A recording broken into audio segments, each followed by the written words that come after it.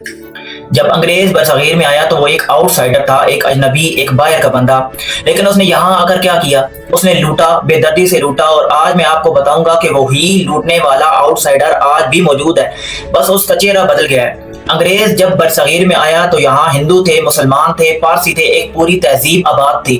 مغلیہ سلطنت اپنے عروج پر تھی۔ انگریز آیا، بزنس کے نام پر ایسٹ اینڈ کمپنی بنائی اور آہستہ آہستہ پورے برصغیر پر قابض ہو گیا۔ مشہور ماہر اقتصادیات اتسا پٹنائک کی ریسرچ کے مطابق انگریزوں نے برصغیر سے تقریباً 45 ٹریلین ڈالر لوٹے 200 سال کے عرصے میں۔ ششی تھرور اپنی کتاب an era of the darkness میں لکھتے ہیں، جب انگریز آیا بھارت کا عالمی جی ڈی پی میں حصہ 27% تھا، جب گیا تو صرف 3% رہ گیا۔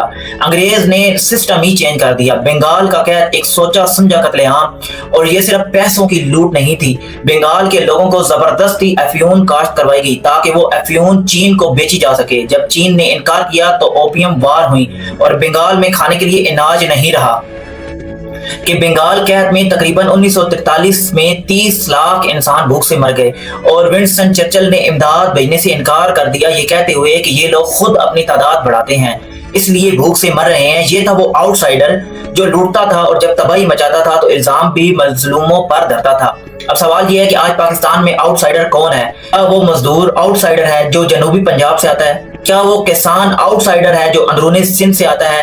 کیا وہ محنت کش آؤٹ سائڈر ہے جو شمالی علاقہ جات سے آتا ہے؟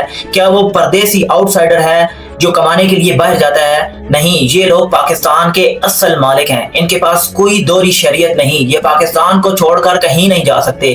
یہ یہیں جیتے ہیں، یہیں مرتے ہیں، یہی ان کا وطن ہے۔